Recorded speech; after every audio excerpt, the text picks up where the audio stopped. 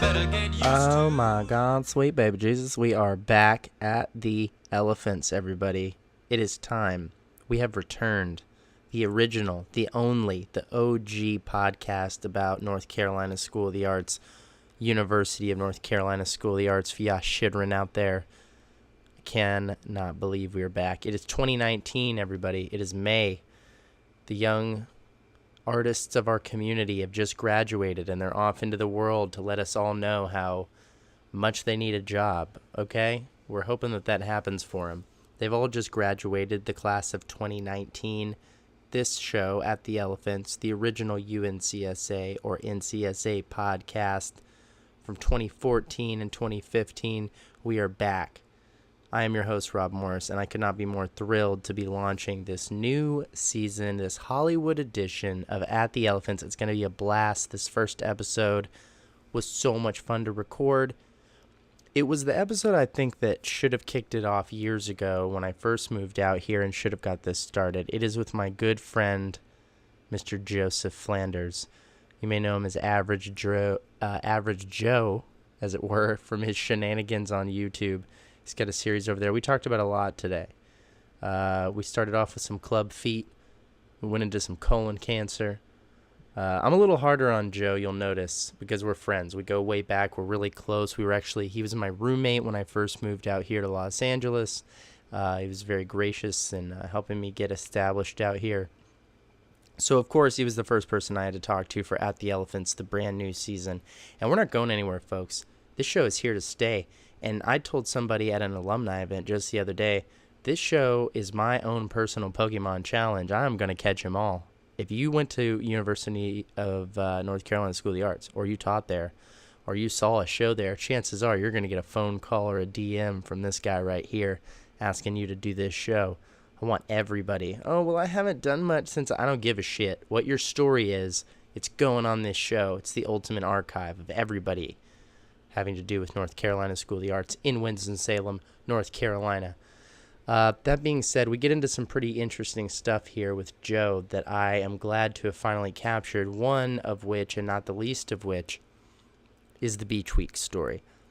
We're gonna get into this of the time that I had to go to a bail hearing in Myrtle Beach, South Carolina, to help bail my friend Joe out of jail after we shot a little scene in Myrtle Beach. So that we're going to get into pretty quick. And then we're going to get into a little bit of him working with Danny McBride and Jody Hill and David Gordon Green over at the EASTBOUND DOWN.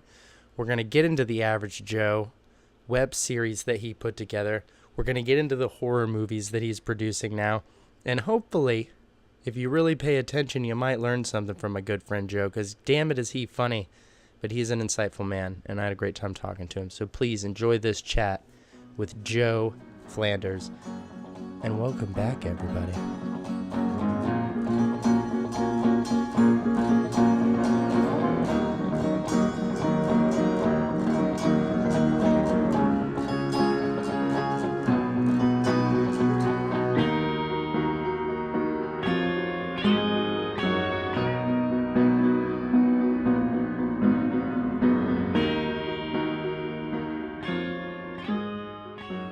Podcasting was such a weird thing back then. Like, nobody really knew what it was. Yeah. It was hard to explain to people what I was doing. I was like, I'm doing this new thing, and it's called a podcast, and people were like, some people knew what that meant. Right. But they were, like, familiar with Serial or maybe other things that were a bit more linear, and they're like, wait, so I don't understand what you're doing then. Right. Like, you say you're going to talk to people who went to school there. Is this like a radio play? Yeah, do I exactly. need to learn my lines? Like, what are you doing? And what do I need to do to prepare? Exactly right. And the thing that I love about this, as opposed to the other projects that I've done since then, so many different things now, this is so much simpler because I don't prepare anything at all for this. Yep. It's my favorite. It's one of my favorite kinds of things to do, is going in fully blind, because I just have a sincere interest to get to know people better. That's all it really is. And I always start with the same question. It's the only question that I prepare. Joe Mills, funny enough that you reference him, he brought me into a class once. I think that they were talking about interviewing. I just told this story to somebody the other day, and funny how it comes up. And he asked me what my approach was to interviewing. I said, well, with this show, which is at the time one of the only experiences I had, I was like, I'm interested in interviewing because of directing. Like, I liked talking to the actors. Right. And getting to know their personal stories and stuff like that. So I was like, I would start with where are you from? And then I usually have a billion questions after that. Like, it's so easy. And he's like, it's so great to have people come in because I told them at the beginning of this course, the most boring thing you can ask is where you're from. Because to him, I think what he meant by that is, especially if you're just trying to get a city, like, who cares? Right. Like, that doesn't mean anything. It's like, oh, I'm from Phoenix. Okay, cool. And then the best case scenario is, oh, I know a guy in Phoenix. And then Exactly. Then it goes nowhere. But to me, it's like, oh, so what is it like being from the desert? Have you lived anywhere else after that? Like, immediately I have 1,000 Right. If you're genuinely interested in where they're from, then that's a great starting off point. Right, exactly. So, where are you from, Joe Flanders? I am from Columbus, Ohio. And is all of your family from Columbus? None of them are. I'm going to have to ask questions like I don't know you because I want everyone to know you, and you and I know each other really well. So I'll be forthright and say that I'm going to play a little dumb as I talk to you just for the benefit of people who don't know you as well as I do. You're letting the audience in behind the kimono. For exactly right. You know, it's funny. I've been putting it exactly that way for years, and now you just latch on. We share the lengths of the wave, sir. Yes. So yeah, you're from Columbus, Ohio. You were born in Columbus? I was born in Phoenix, actually. Were you really? Yeah. I didn't know that. I never even mentioned it because I was 1.5 when my family moved. That's it wasn't fucking just me. hilarious. That I pulled that city out of my ass just now. That's so weird. Yeah. Okay, yeah, but that's a boring thing. So let's move on to Joe is right. Who cares? Maybe it's only true if your name's Joe. Maybe that's the rule. I don't know. Yeah, anyway, that's a work in progress. Very shortly after your Phoenician birth, you go to Columbus. Yes. With my parents. Yeah, and sure. With a little suitcase. It's just me. I was like, Mom, Dad, it's too hot. Beard fully in already. Yep. It would have been hard for me to walk though, because I had club feet at that point. Did you really? Yeah, I was born with club feet. What the fuck does that mean? So it just means that like my feet were just inward. Like they at the ankle they turn in. Yeah. Okay. And so I had to wear casts for the first like year of my life. Wow. So I like to imagine that like right out of the gate, literally, my dad just realized like, oh, this kid's gonna be a pain in the ass. Right. And so I didn't hide it. It was like, this is who I am. It's going to be a process. You just said like this kid's going to be a pain in the ass because he had a medical issue come up. Are you trying to make that joke about the other medical issue that came up in your youth? No, but that's a nice segue. Yeah, no problem. Yeah. I was like, I really kind of thought maybe you were doing that poetically on purpose. Yeah. So you had you had club feet when you were young, which I didn't actually know. Yeah. And you had to, you said you had to wear casts for how long? Like the first year of my life. That's crazy. Yeah. So then later you had another pretty big medical thing come up. Let's just talk about that real quick. Sure. Yeah. Well, there's colon cancer runs in my mom's side of the family. It's actually they've whittled it down to the gene. It's the SMAD4 gene. What is? I can't imagine that's interesting. SMAD4, but that's what it's called. Yeah. All right. So my mom's mom died when she was 34. My mom was like 6 from colon cancer. Wow. And then my mom has the gene. It's like a 50-50 shot. Wow. So my brother doesn't have it. I have it. Yeah. So I had I had more colonoscopies by the age of 13 than like a normal person has in their whole life. Wow. I guess the normal person would have what, like 2, probably? I don't know. I imagine you don't really have one until you're like, what, 50 40, or something? 50? And then maybe you have one every 10 years? I have no idea. That's just a guess. Yeah. Okay. It's a reasonable guess. Well, anyway, I'd had like a baker's dozen. Yeah. So. In season 15, I'll let you know, and we can rehash how many I ended up having. So anyway, they monitored it. And then, when I was like 13, it was clear that they just were going to need to take out my large intestine, or like 90% of it. Because if they didn't, then it was going to become cancerous, and then who knows? Right. So. So how long would you say that I know because it does affect you in several ways, but how long was that like your life? Because I feel like when you're a kid and you have even when you break your arm, not to trivialize what you dealt with, but like when you have a thing that requires you to like have a cast or go to the doctor or have these regular checkups, it's like ongoing. It feels like so much of your life. Mm-hmm. And with something that big, I can only imagine like, so how long did it feel like, it's like I'm dealing with this all the time. It's like such a big deal all the time. I don't know that it really affected me that much. Like it was just, since it wasn't like a new thing that happened it was just always a part of my life. Right. So I didn't let it affect me too much. And to be honest, it didn't really have a day-to-day impact on my life growing up. It would just be stuff like every now and then I'd get a stomach ache. It was more just like, I remember before I had the surgery, I went in for a colonoscopy, and I came out with a pinched nerve in my leg. How that happens, I don't know, but I couldn't move like the bottom part of my leg. How does that? I still have no idea how that happened. I was going to say, that's my immediate question. Like, how does that possibly occur? Complete incompetence from Dr. Erdman. Yeah. His name is ingrained in my head. Did you get some malpractice money from that, or what's up? No, I don't, sometimes I wonder about that. I don't know if it was just like my parents were just like, well, it was an honest mistake. I'm like, fuck that. I feel like you're not allowed to make honest mistakes when you get paid that much money. Yeah, exactly. You know what I mean? Yeah, and so I had to wear like a custom-made brace to like support my leg for a summer.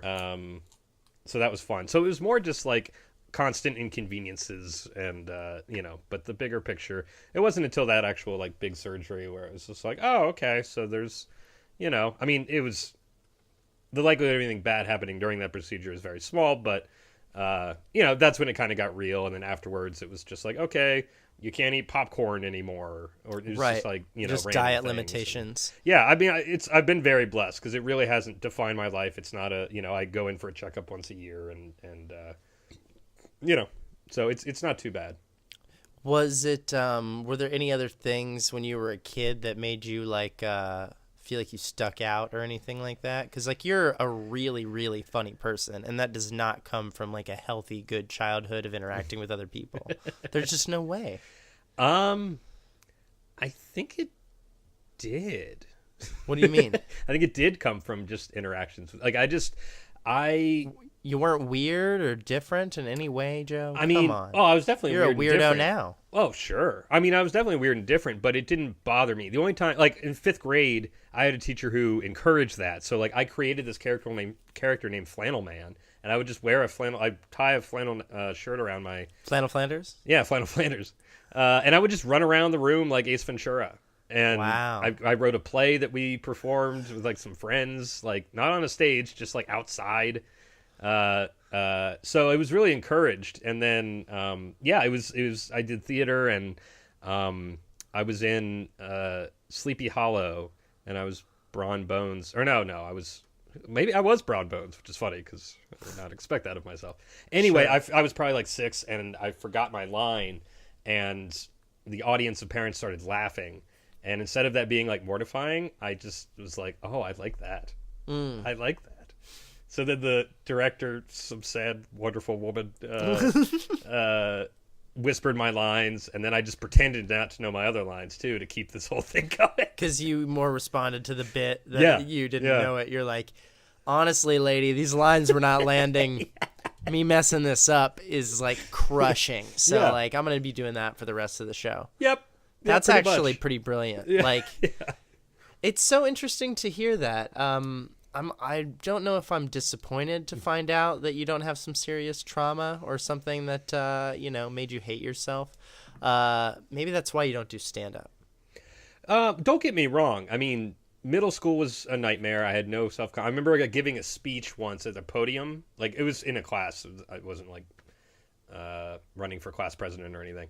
But it was some report that I had to give in front of the class. And I was standing in front of the podium, and I was so embarrassed to be there because I just was so uncomfortable with those peers that I just started like lowering my head to the point where you couldn't see my body over the podium. which I'm sure made things 100 times worse. Like, who the fuck is this kid? Like, what? That definitely seems like a weird, like, Michael Scott moment. Yeah. Like, you just fully, like, giving in to the physical impulse of, like, I don't want to exist anymore, so I'm going to disappear. Somehow it felt better to not have to look any of them in the eye. Sure. Than to just swallow myself up behind a podium. God, I still feel that way, and there's never a podium when you want there to be. Yes. Yeah, right? I know. I wish I could just walk around with a podium at all times. Exactly right. Just to shrink behind it, Just like disappear. Like Sean Spicer in The Bushes, right? Yeah. When they caught him. He's like, oh, shit.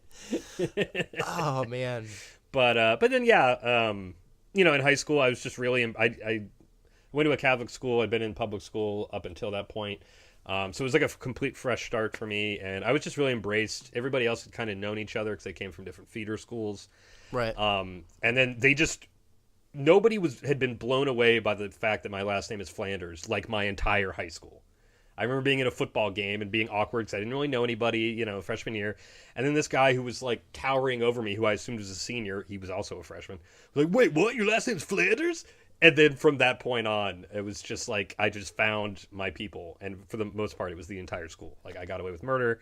Wow. You know, I did the student news thing, and I could basically just put whatever the fuck I wanted on there. And so I had a forced audience of like 1,000 people on all the closed circuit TVs. So you're kind of like the definition of like comedy privilege. Yeah. Like comedy, like success has been handed to you in a weird way without you asking for it or anything in so many scenarios. Yeah. I didn't really know that about you, which is interesting because you work your ass off. You're a super, super hardworking person. And I'm not saying that just to kiss your ass. Like, you know, we lived together for 2 years, so I know, and you know, you worked from home, so I literally know that you're a hardworking person, but you can see it even if you don't live with you in the work that you put out, that it's, I mean, especially with Average Joe as a series. Yeah. I mean, watch the credits. Joe Flanders. You know, it's like you were doing all that stuff, and I'm curious how that happens out of like a lot of what seems to be like carpet laid out for you. Well, the carpet being laid out for me was what really led to my initial demise, not to sound too dramatic here. Sure. Because that continued through college and School of the Arts. You know, I was just,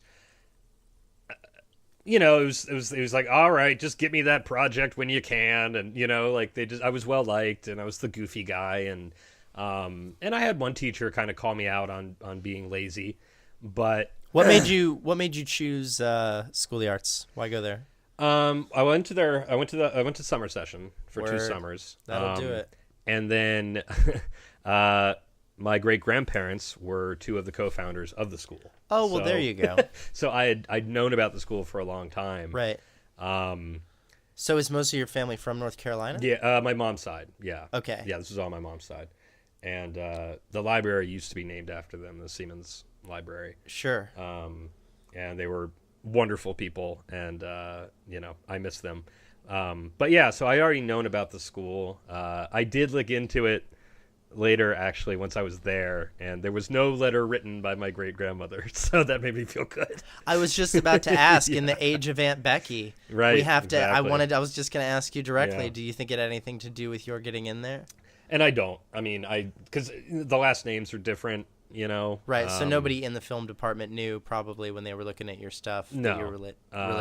And honestly, and you know, I love the school, but they didn't exactly have the harshest. What word am I looking for? It wasn't that hard to get in. No, totally. No, you know, 100%. I think I graduated high school with a 2.7 GPA.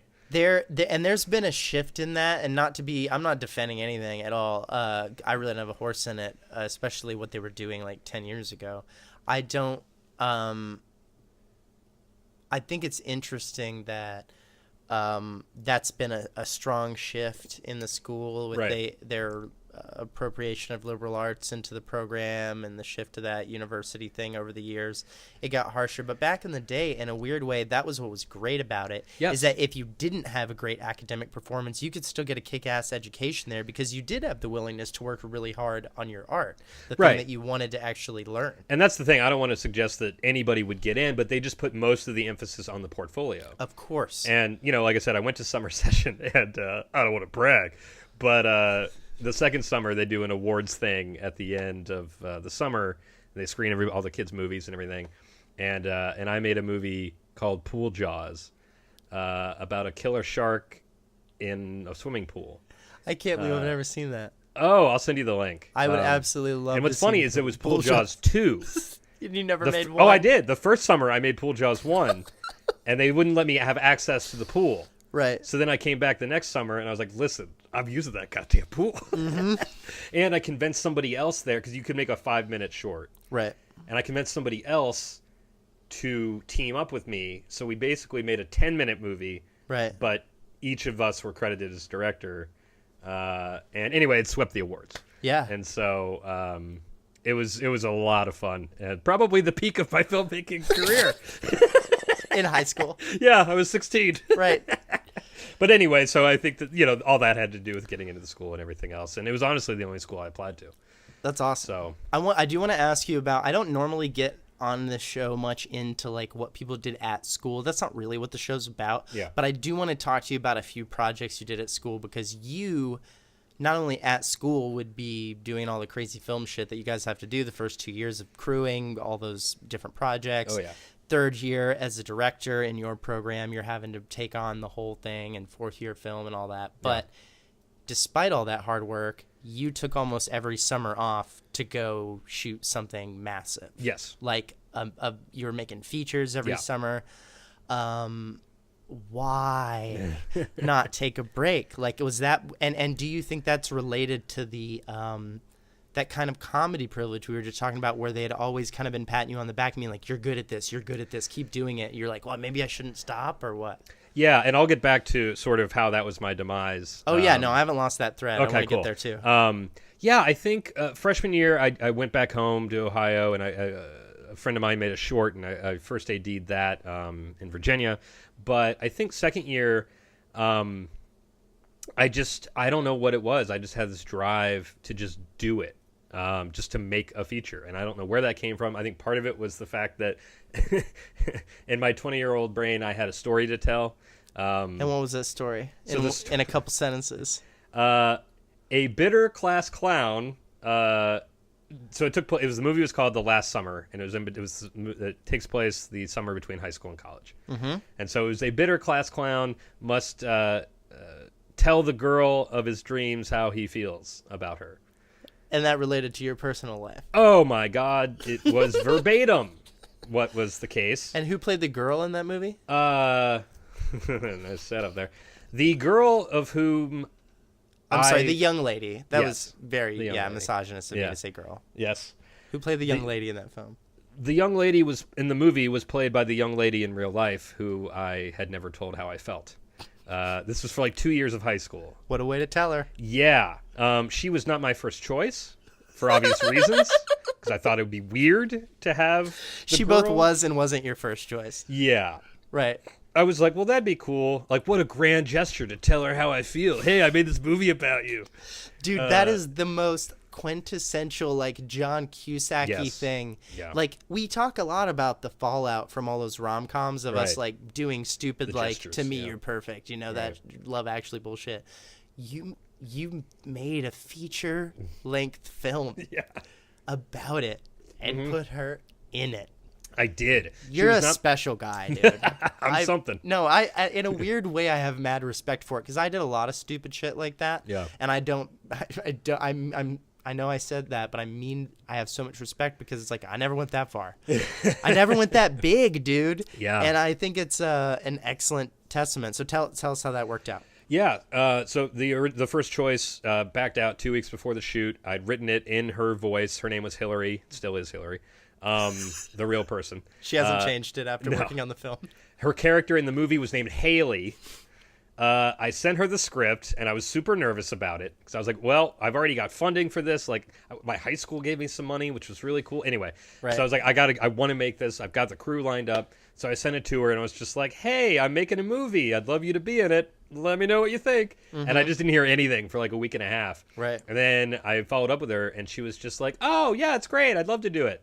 And there was no reference to the fact that, like, verbatim conversations that she and I had in high school are now in the script. Right. And I was like, okay, well, either she's a moron, who didn't pick up on it, or she just doesn't want to acknowledge it. And Right. I She just doesn't wanna know make how my to movie. deal with it. Yeah, exactly. I was like, I just want to make my movie, so I'm not going to ask. So we did the shoot. We shot for 20 days. I was really proud of it. I had a great crew of School of the Arts people that worked on it for free. And And did you shoot it in North Carolina? We shot it in Columbus. So yeah, you had a bunch of people from school come to Ohio. Yeah. That's awesome. Yeah, and I was able to call in some favors. That's one benefit of shooting in your hometown, particularly if your hometown isn't a giant city. Yeah. People are excited about it. You got sets and all that kind of stuff. So it was it was a 22-day shoot, and we never addressed it. and for the record, I wasn't playing myself. I had a drama student, Adrian Knowles, played me essentially. And so there was one scene where they were making out. I was just in the corner, like, one take was enough. That was good. Yeah, that was fine. Anyway, flash forward a couple months, I realized, like, oh, this isn't nearly. This is terrible. Like the movie's not good. And I'm proud of the fact that I did it, and I'm proud of the work that everybody did on it.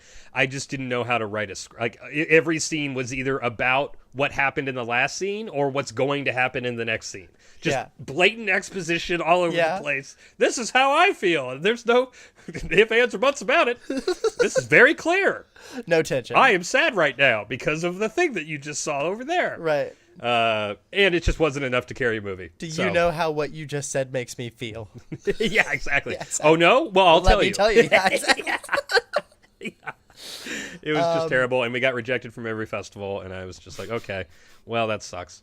But that really helped me with, my third and fourth year films at School of the Arts, because I was like, oh, people are stressing out about a 3-day shoot. I can do this. Right. And, and then, obviously the summer going into senior year, we made a movie called Beach Week that we shot in Myrtle Beach. You were a part of. I assume you wanted to address that. I do want to talk about it. I was going to ask if you wanted to talk about it. I can talk about it. Yeah, it's. Can I tell my very short version of what it was like to be a very small part in that story? Yeah. Okay, so my version of the story is, and I'll just lead it up to a point, and then you tell your story from the beginning.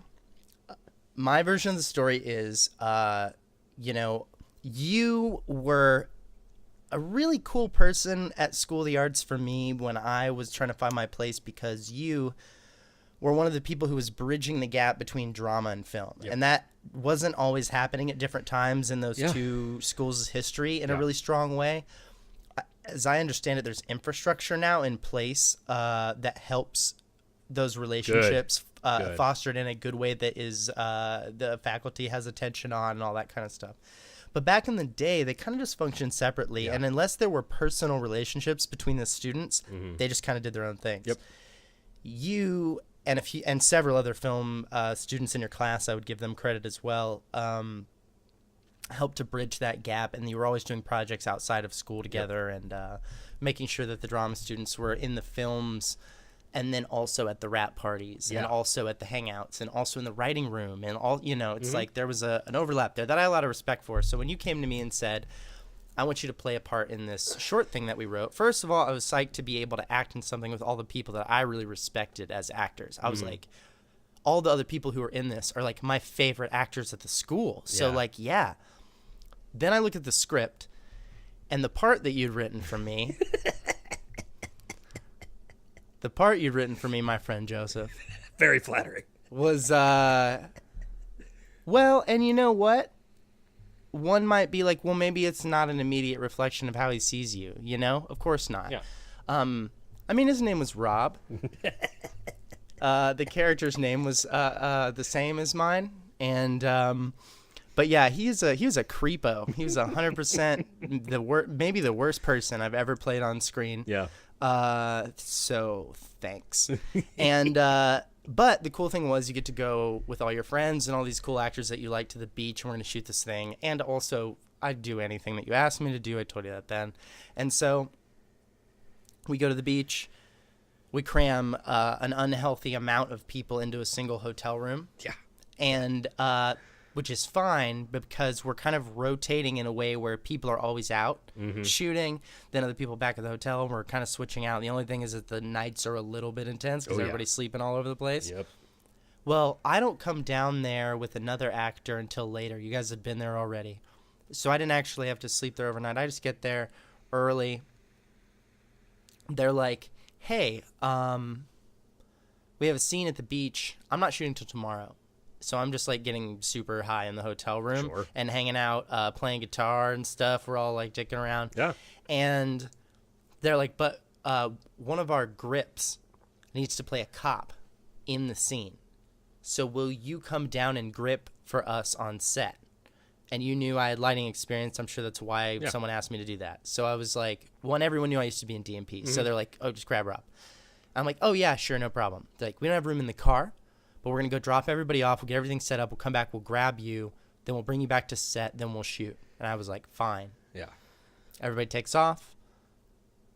No one comes back to get me. You're welcome. It's a while. Oh, Joe.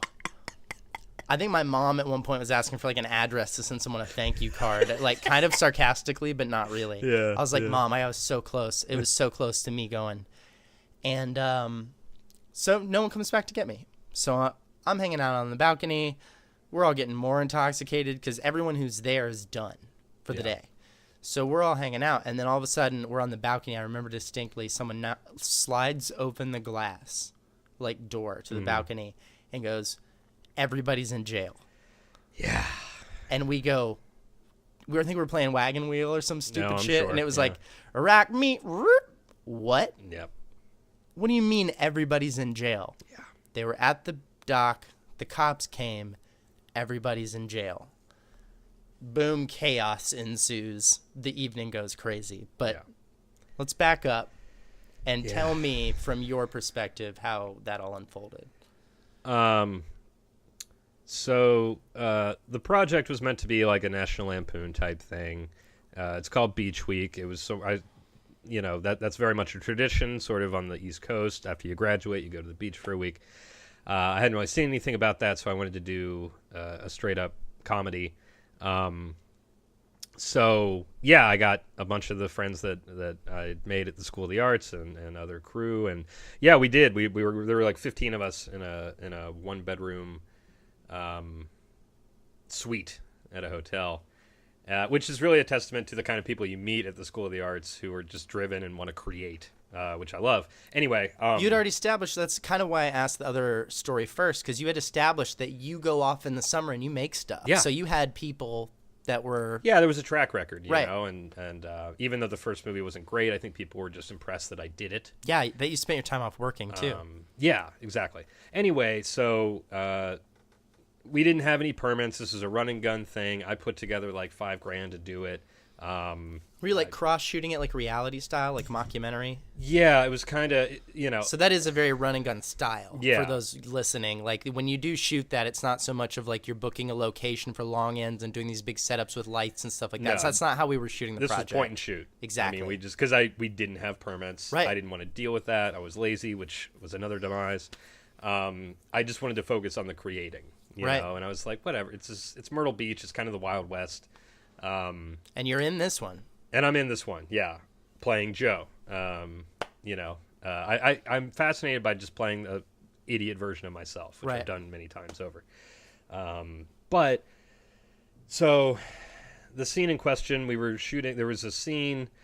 We were shooting under a pier, and I don't know how in depth I should go with what happens in the scene, or I wouldn't necessarily use anyone's name, no, but I would not. say but I would say for sure you can explain, because here's the only redemptive part of the whole crazy thing is that I think up to the moment where you did legitimately all get arrested, the story's hilarious. Unfortunately, the story in question is perfect for your other podcast.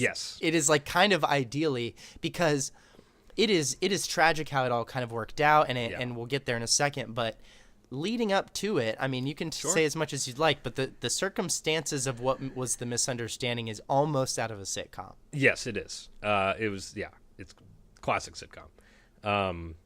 So in the scene, my character has fallen for a deaf young woman, and we're under a pier, and she is...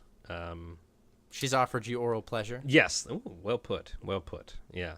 And my character's very excited about this. He's accepted. It's accepted. And in the scene, the grip that you mentioned, playing a cop is like, freeze, stop what you're doing. In the scene. Yes, in the scene. In this fictional, scripted scene. The young woman does not stop because her back is to the officer, and her being deaf, she continues her job, or the task. So the only one aware that the cops are trying to interrupt the oral pleasure is your character. My character. And I am pleading with the cop, please, this is the first time this has ever happened in my life. Just give me like 30 more seconds. It's not going to take long. You can watch if you want to. Whatever. We do 2 takes, and we're getting ready to go. And you wrap the scene. Yeah, we wrap the scene.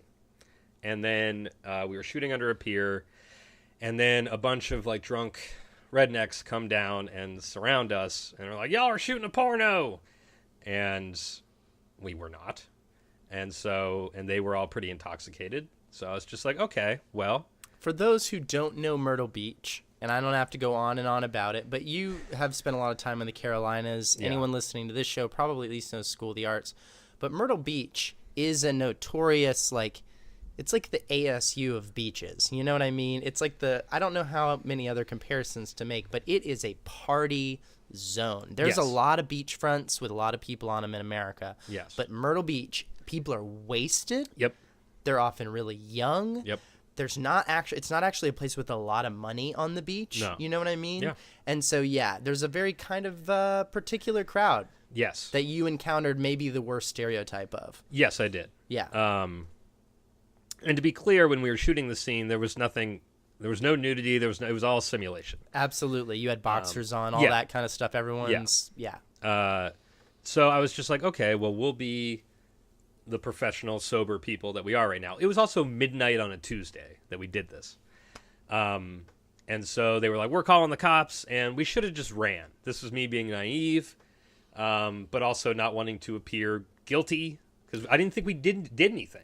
And this is what I think is so great and makes it a great story. Not just like, oh, fun, haha, that was a crazy thing that happened. But it's a great story, like filmmaking-wise, for a bunch of reasons. Obviously, get your permits. Yes. Make sure your set is locked off. There's a bunch of different little obvious shit, right? Mm-hmm. But there's an even more important thing at play here that I really love, which is like you didn't know the laws in the state that you were in because as we found out the next morning at the bail hearing, you were in fact breaking the law, which is crazy. Yeah. We never. So continue the story.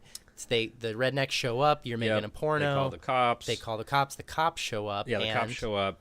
They asked to see the footage, which we should have deleted. We didn't, again, because we just didn't think we were we thought we were in the right. Mm-hmm. You know, we were like, we know this is sketchy, whatever. We show them the footage. There's obviously no nudity. It's just simulation. And then it was right out of a bad stereotype movie. It is PG-13 plus at worst. Yes. Yeah. I had the script. I could show it to him, everything. But it was just right out of a cliche movie. Like the sheriff or whoever the commanding officer was spit a wad of chewing tobacco out and was just like, book 'em, boys. And they threw us all into a paddy wagon. Did someone use the word paddy wagon? That was the thing I think I remember specifically. I was like, that is hilarious. Like, are you joking? Like, for real, they just go down there to shoot a goofy fake blowjob scene, which I get. People see it from a distance. But you do feel like, and I would have probably felt the same way, Joe, if it makes you feel any better, all that happens in the moment, and you're like, once everyone hears this explained, right, they're all going to laugh and go, okay, this is dumb, you're kids, get out of here. Right. But you did exactly that and laid it all out exactly that way, and then that was the moment where you realized, oh my God, this is not going to go away. Yeah, I didn't have that moment until the bond hearing the next morning. The whole night in jail, it was just like, this is silly.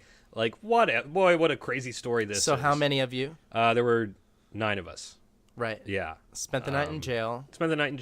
About 12 of us in the hotel room spent the night on the phone. Yeah, calling parents, calling everybody. Deans, trying to get, people we didn't want to get involved, but people who were like, are we better off? It's like we were all trying to call a press conference. Right. But here's the thing. We were all wasted because we were all done. Right. We thought we were done for the night, and then at midnight when you're all like just peeking at like partying, someone comes in and like there's a major crisis to deal with. I don't think I've ever dealt with that many other times in my life. No, not in that context. So you spend the night in jail. We find out we got to go the next day because you're going to have a bond hearing. And I love to get your perspective if you have a different one, but this is the part of the story that I tell always, which is they bring out 2 drunks one at a time, and they're like, oh, the judge is like, well, Kenny, you're back in here. You know, it's like the same guys who are always getting thrown in for public intoxication. Yep. They bring him in front of the judge. They're like, here's what you got to do. Pay some money, do some fines, whatever. Next. Another guy, same thing. Then they lead out the 9 of you. Yep. Chain ganged together. Yep. Like fucking Pirates of the Caribbean, Shawshank Redemption, chain ganged you together. Cool Hand Luke. Yeah. Absolutely, the reference I should have made. And shut up. So, and here's the thing, that was the moment for us, on our side at least, that was like, wait, what? Yep. We're not dangerous criminals. No. None of us are. No. The worst thing is that we were smoking a bunch of weed in a hotel room in South Carolina. Maybe that's the worst thing we actually literally did that was against the law. Yeah. And even that, you know, whatever. Yeah. Like, we didn't get it. Right. And it was such a long proceeding of the 3 different lawyers getting up and saying what we were all thinking, which is like, look, it's a bunch of fucking kids. Yeah. Just let these kids go. They were making a stupid home movie, basically. Yep. Like, you know, and so it all gets out, and then the judge reads the charge, and what do we learn, Joe? Simulation of sex is illegal in South Carolina. Yeah. This is the Bible Belt, although you wouldn't know it in Myrtle Beach. Yeah.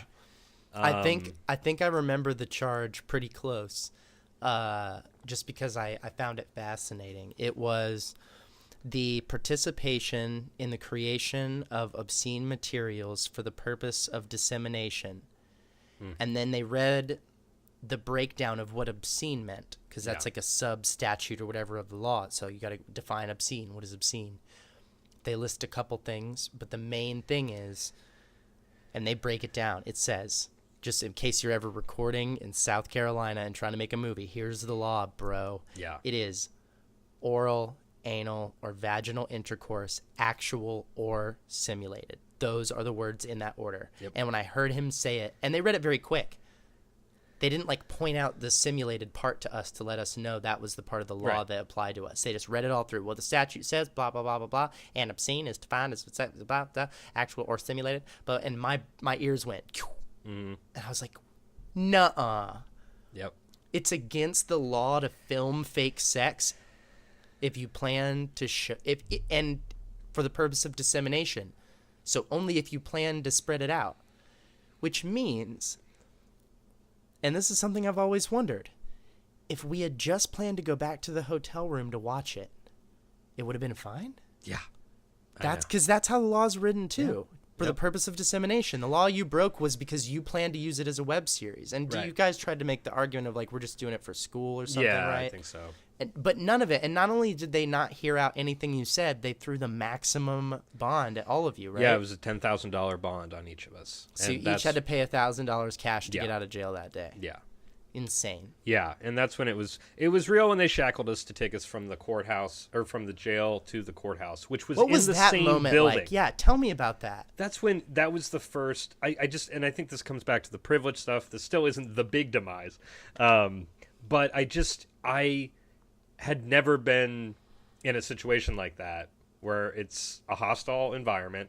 I'm not going to get the benefit of the doubt. I'm not in a surrounding that I'm familiar with people I know, or, you know, whatever. I'd had interactions with cops back in Columbus when I was in high school filming stuff, and they'd be like, you got to stop doing that. And being funny and charming seems to mean nothing to these people. Yeah. Wait, but I know I say that laughingly, but like that's currency for a lot of people, you know? You kind of talk your way out of it, and when you get in that first situation where you're like, a little bit, and they're like, no. You're like, not at all. Oh, fuck. That's the only thing I'm good at.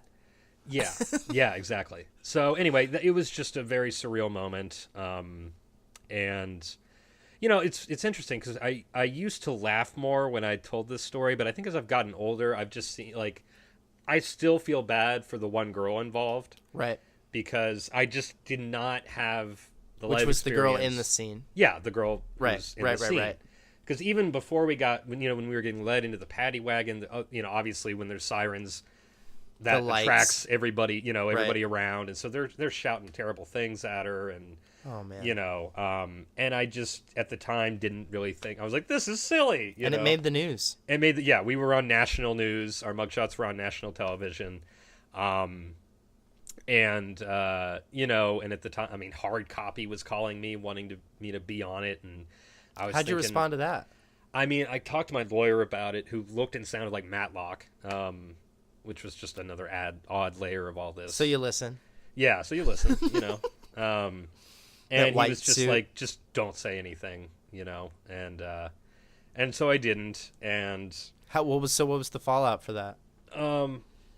Like, what did they charge us with, or what was the... Or just, if that's how you want to categorize it, but, like, that happens to you, and you didn't, like, give up or quit making films or anything like that. They confiscated our equipment. Right. We had a backup camera. Because you finished the movie. We did. And this is, it's. We I'll shot more footage that day. Yeah, we did. We got the hell out of Myrtle Beach. We went to a beach in North Carolina, shot a few beach scenes there. The wonderful town of Oak Island, North Carolina. Yeah, let's give some love. Special place in my heart. We kept filming, and that's, cool for me, but it was a testament. Not only did we keep filming the next day, but we had to go back like 5 months later during spring break and film. Right. And all the actors pickups. and stuff canceled their plans. And yeah. We finished the movie and actually recast one of the actors. Didn't you? Yeah. That's right. I did. Twice. Anyway, it was just a crazy experience, and I was really. I thought, okay, this movie is better than the last one. I still hadn't figured out tone. There would be crazy shenanigans, and then a Fluid Master 5-minute scene of two people having a legitimate fight, a couple. Mm-hmm. So it was tonally all over the place. Right. But we had a screening in Winston at the Independent Theater downtown, Aperture. Yeah. And people came, and it felt very good, and so, yeah, that's just how I chose to spend my summers. The timing of that was terrible because at the time, the School of the Arts budget was on the chopping block with the state legislature. This was not good press, obviously. I remember talking to the chancellor at the time, who was not thrilled about it. I was very apologetic. I just didn't... This was, again, sort of... I just didn't realize the ramifications that this would have. But if I'm not mistaken, in my memory... As upset as the chancellor may have been at you, that thing that happened between your third and fourth year, was he not in your fourth year film? He was in my third year. Yeah. Oh, okay. He probably would have done it if it was his I love that I fucked that up. No, and he was totally amazing. right to be upset because it just was bad. It was a bad look. Sure. And I think as a result of that, now I don't believe students are encouraged to shoot things in the summer.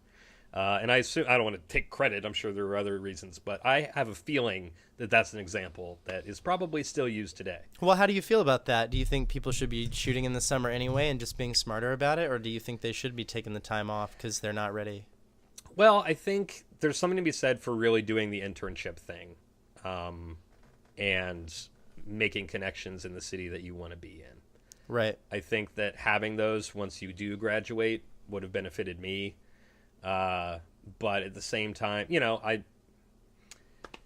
I don't know. I mean, I guess you could say, yeah, be smarter about it, but it's still on kids on their own in the summer to do that, and it's hard to give them that freedom. So, I mean, I think it's a good thing to go out on your own and do things, but at the same time, when you're representing a school, and I don't know, it's I think go make your shit when you want to make your shit. Just follow the fucking rules, and when you don't get caught. Like we also had honestly, it's like we were all at the hotel. Like we all could have come down and at the very least locked off the set better to make sure that nobody, you know what I mean? I'm not encouraging you break the rules, but I'm just saying like there's so many different things we could have done for that to not have been the particular thing we ran into. Because other than that, and let's give it some credit, sure, we ran into that issue.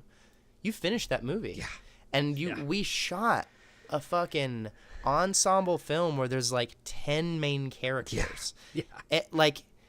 Dude, and honestly, chain gangs and paddy wagons aside, it was fucking fun. Like, I'm glad to hear that. It was super fun, and it was weird and hard to do, and I wouldn't have spent that summer doing anything else. That was awesome. I say that as someone who didn't go to jail. Sure. But No, man, I think it was great. So then you do your fourth year film, which I really loved, which was funny, God forbid, fourth year NCSA film that really made me laugh. Thank you. And then let's talk about Average Joe. So that's like kind of the next thing, right? That's the next, like, oh, the summer, it's time to make a thing, except summer's forever now.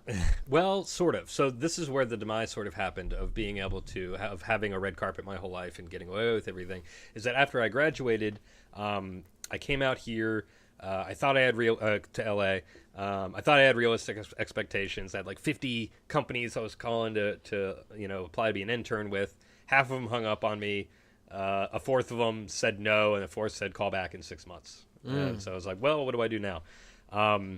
I ended up going to a screening of Eastbound and Down with Danny McBride and Jody Hill. They were there.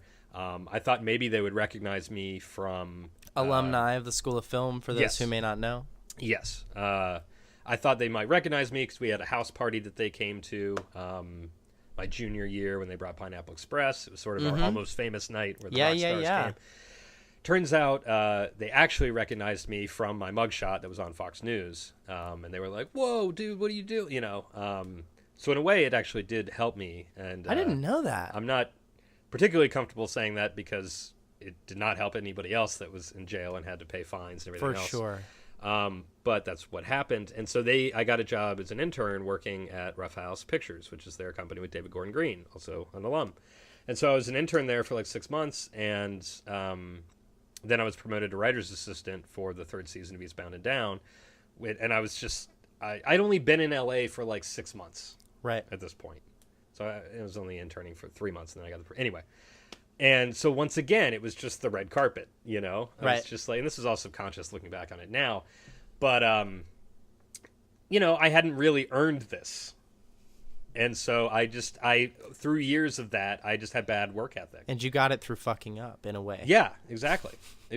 And you could say I got it by being ambitious and making a movie, and that's fine. For sure. But in this world where I hadn't been in the city and knew how lucky I was yet. Because I was like, of course this happened. This was the plan. Right. Why wouldn't I get this thing, So what went wrong? I just had no work ethic, and it was never like a conscious thing. I just didn't know, how to, like, they had to tell me, like, hey, you should be the first one in here, And it's not like I was showing up late, but I was showing up, like, when they were.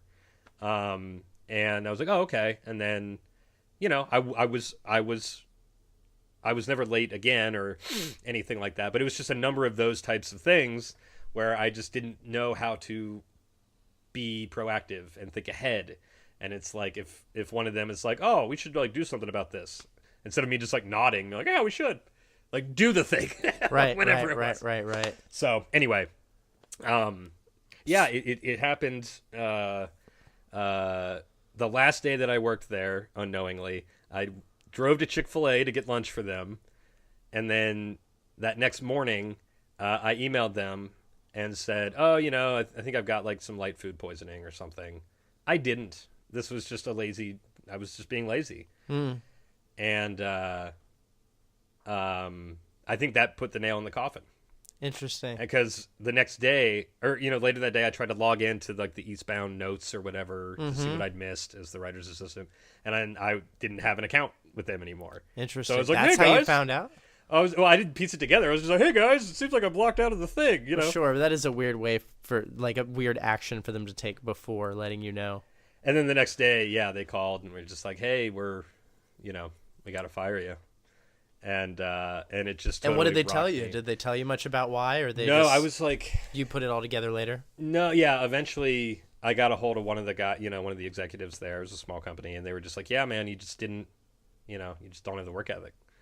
And so I was crushed to my core. I flew home to Ohio to lick my wounds. I thought about moving back to Ohio and just saving up and making a movie. And some family gave me advice to come back. But even that, like when I was home, the takeaway from that whole experience was not like, fuck them. I was just like, oh, I have to be better. You listened. I was like, I need to have a work ethic. And so I came back to LA. I thought, okay, what can I do? I took some like shitty PA jobs.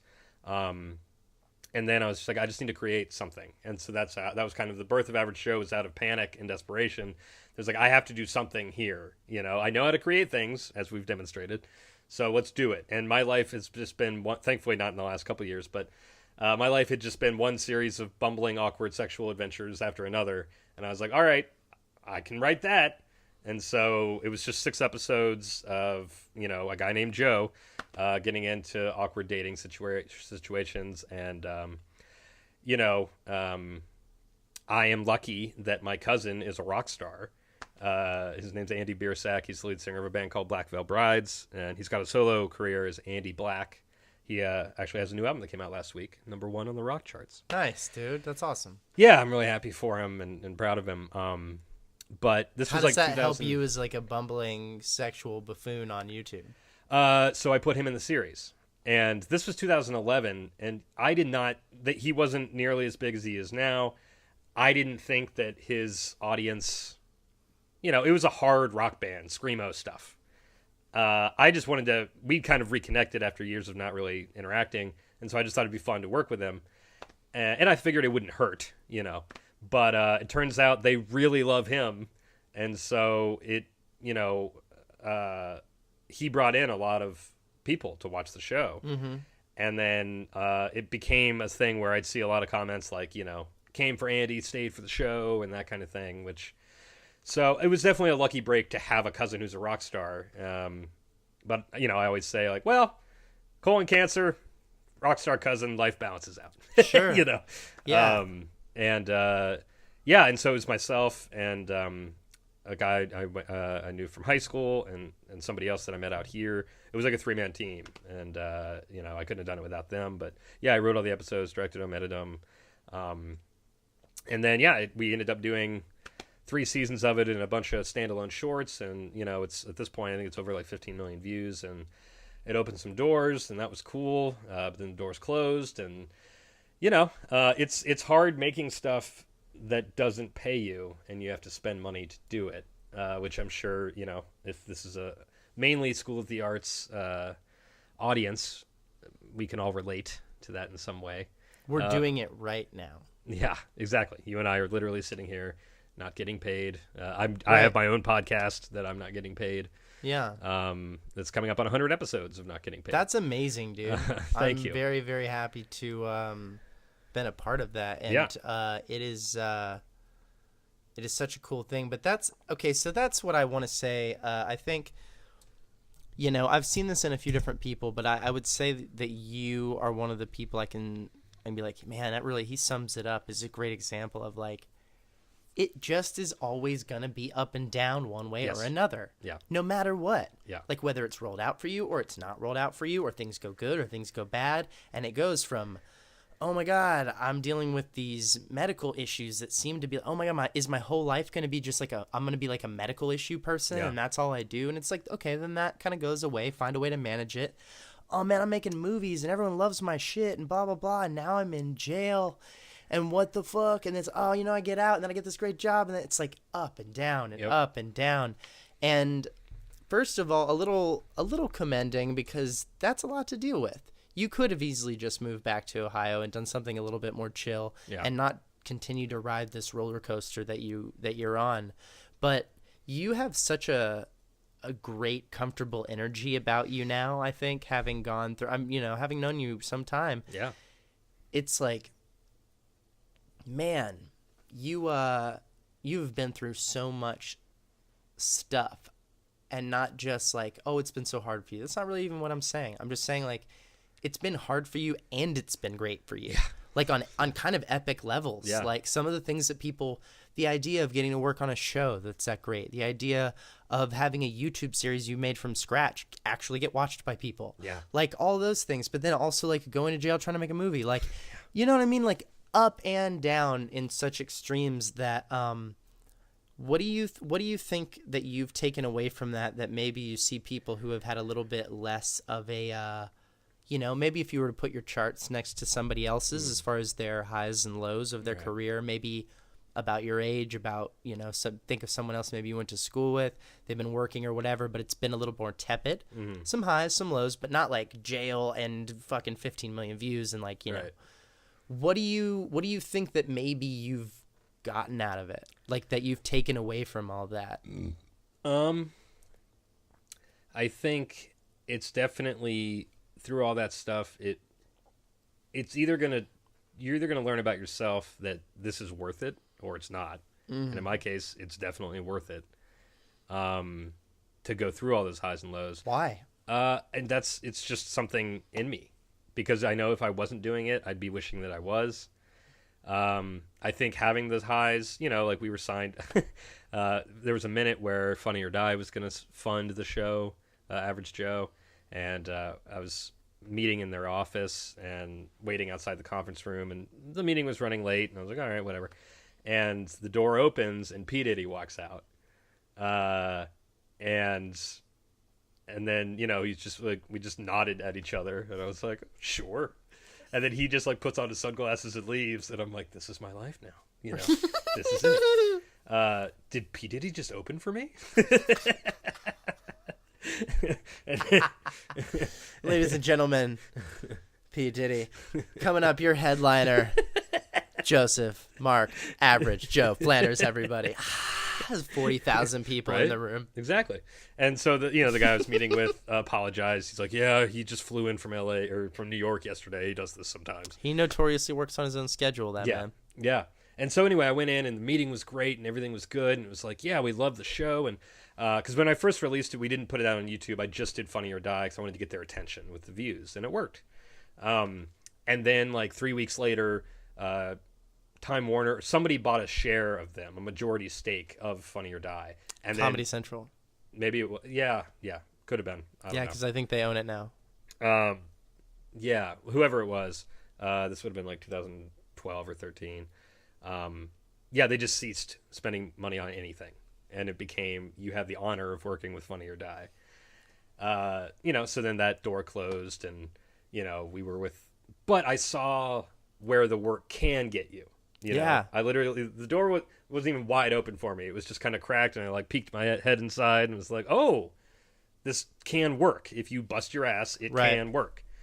And then, that got us great representation. And, but then the company we were with signed The Rock in their YouTube channel. And then a month later dropped us. And not that there was any correlation, but it was just like, okay, I'm at a legit place. They just signed The Rock. Maybe I can work with them. We go in and, it's really nice to go into a fancy Beverly Hills office and have them ask if you'd like anything to drink and, all that stuff. Totally. And feel like a rock star and be like, okay, again, the work is paying off. Right. And then, 3 weeks later, they're like, so we're going to reassign you to the secretary who's an aspiring manager. Right. And so we met with her at like the meeting, I was like, okay, I'm going to try and have a positive view on this. She's hungry. She wants to prove herself. Look what we did for these guys, look what I did. Right. It was a great meeting. And then like 5 days later, I got the coldest email from her ever of just like, we dropped you. So it's just like, what? It's so amazing that like, one of the things I think you said to me once was like, and this was just where it was at the time, you're like, I tell people 8 million views isn't $8 million. Yes. And there's a lot of like, there's this big part of the spectrum that is being the small fish in the big pond out here. Yeah. And I don't mean that as in like being a tadpole in the stream leading into the pond. I mean legit being in the pond, right, where you're running into P. Diddy, where you're at the same company as The Rock, where you're like, it's like, fuck, I'm here. Yeah. I'm right here next to it. Yeah. But you're still nobody. Right. You know what I mean? Yeah. And it's like finding that, it's kind of like the stuff Jim Carrey's been talking about the last few years. It's like finding everything you want and standing in it and looking around and going, oh, I still have to find things to make me happy. Yeah. I'm never going to get to that plateau where I'm like, nailed it. Cool. Now I can just coast and happy Madison my way to the end of my life. It's like that doesn't happen for almost anyone. No. And it may never happen again that way. Right. It doesn't, it's not really monopolized that way anymore. It's like there's never going to be a Johnny Carson again. Right. It's like, and they all do a great job, but there's 9 of them. Right. Yeah. So it's just that you're never going to be that. The overnight success doesn't happen now. Exactly. And it's like you kind of came along and if I could, I mean this with all the respect, you're like this awesome young YouTube Larry David that like popped up and was doing like a thing like that. But it's like there can't be a Larry David again. Right. So at some point we're going to have to figure out like what is the Joe Flanders thing that no one else will then never be able to do. Right. You know what I mean? Yeah. And I love that you're like, you never stop trying to figure out what that is. Exactly. And I think all the stuff that you make along the way is pretty fucking entertaining. So like, you know, that's a win. Yeah. Yeah. It's been, you know, one of the guys that I created Average Joe with, he got a chance to direct a horror movie. So I pitched myself to write that with him. Yeah. And he was a little apprehensive because I'm like the awkward fart guy, and this is like a legit horror movie.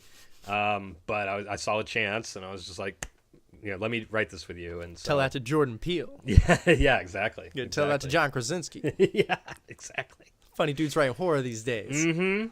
And so we did, and we made the movie, and it's actually coming out nationwide on VOD on April 22nd. Hell yes. And what's it called so people can find it? The 27 Club. Ooh, and we all know what that's about, but tell us really quick in like a sentence or two. A fictional rock star dies at 27, joining real-life rock stars Janis Joplin, Kurt Cobain, Amy Winehouse, Jimi Hendrix. The list goes on. Yeah, and so a college student wants to make a documentary about what's the connection, and a very, very fictional world setup of devil worship and all sorts of crazy stuff. He gets wrapped up in the curse himself, does he? Yes, he does. Yeah. So, and Todd Rundgren was in it, who's kind of like a, you know, pretty... I don't pretend to even know who he was, but he produced the Bat Out of Hell record. Like, he's a big time producer, and he's been making his own music for like 30 years.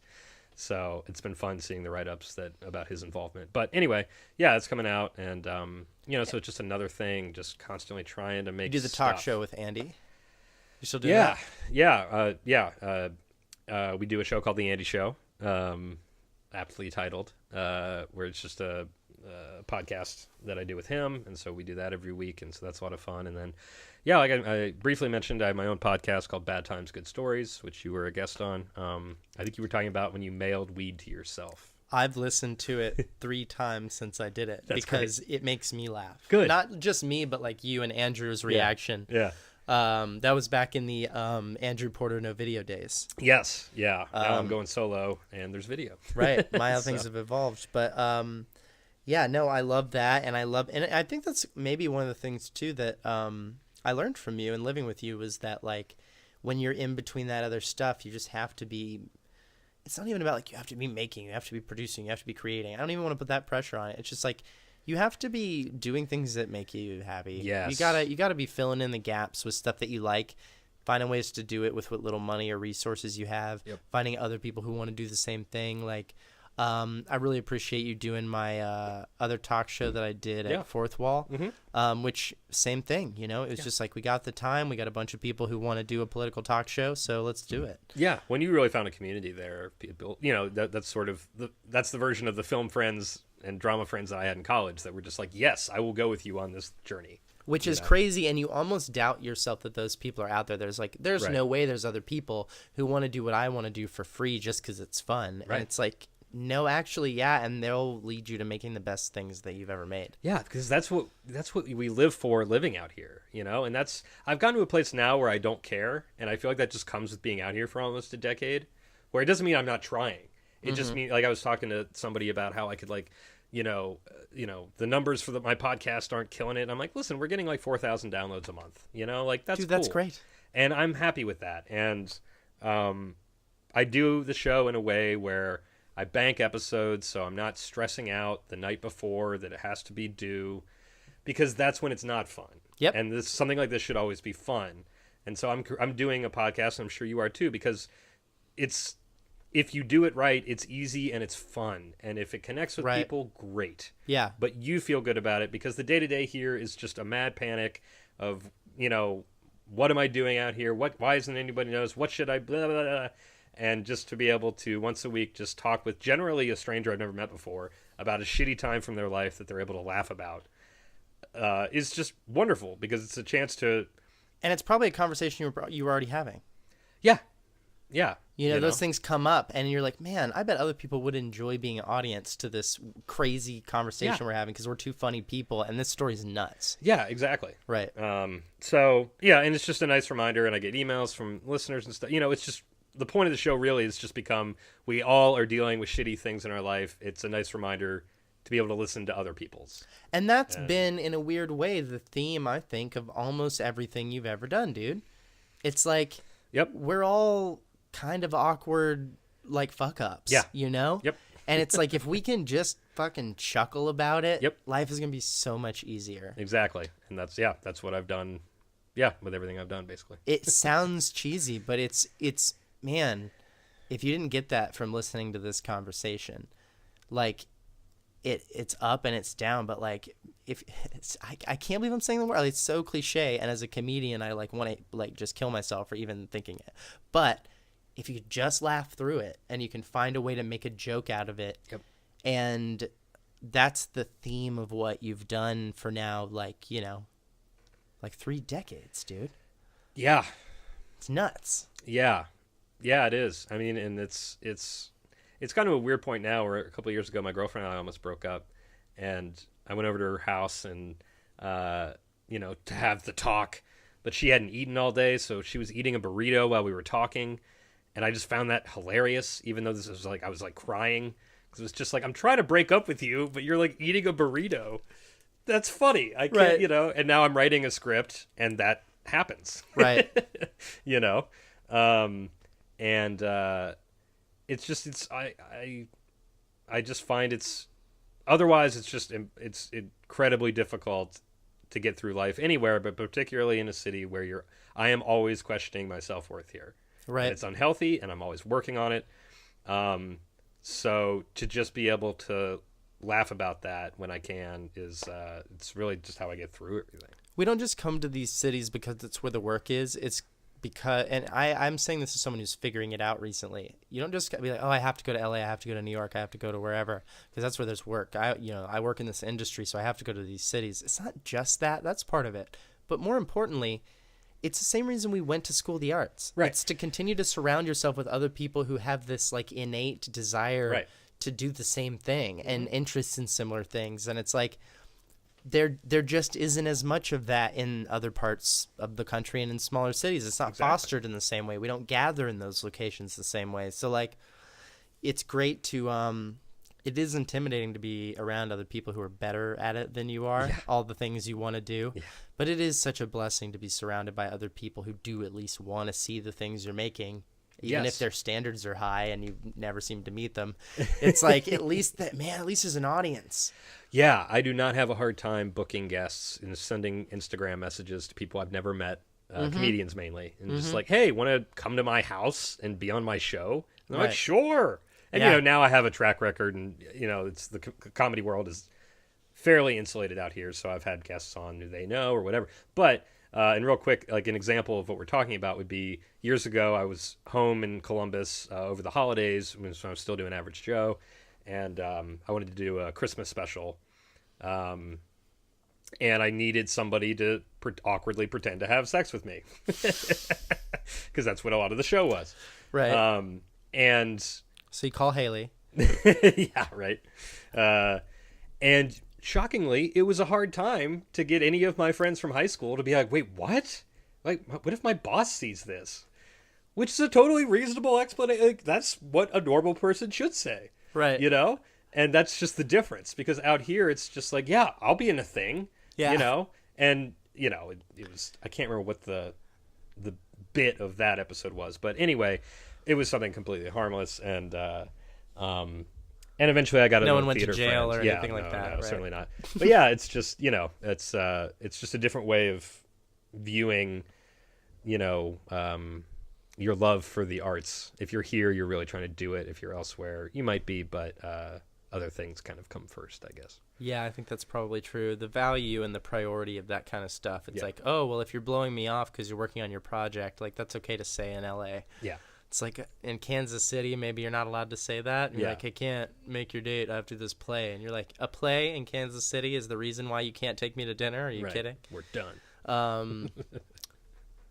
every single listener from Kansas City is never going to tune into this show again. You've I just lost them all. You lost the Kansas City contingent. Oh my God, it's like 30,000 people. Yeah. Oh man, thanks so much for talking to me. Absolutely. Yeah. Hopefully this was a pleasurable experience. I hope so. For you and the listener. Was it pleasurable for you? It was, I feel like I rambled, but that's okay. It's podcasting, man. I mean, don't beat yourself up.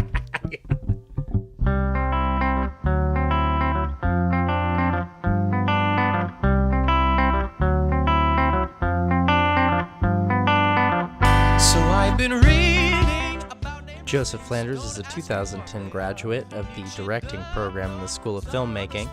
At the Elephants is produced, hosted, and edited by Rob Morris in Silver Lake, California.